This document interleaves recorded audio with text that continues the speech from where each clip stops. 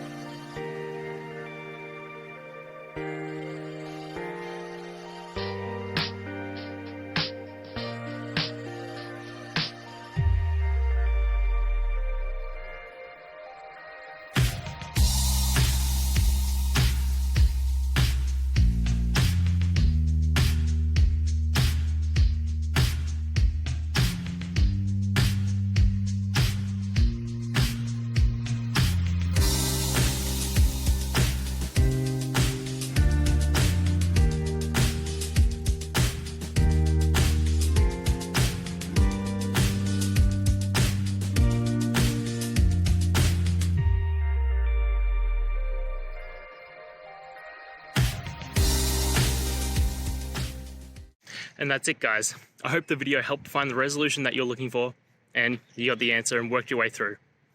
If you did, please hit subscribe. I'd really appreciate it. And until the next time you need technical help, I hope you have a good one.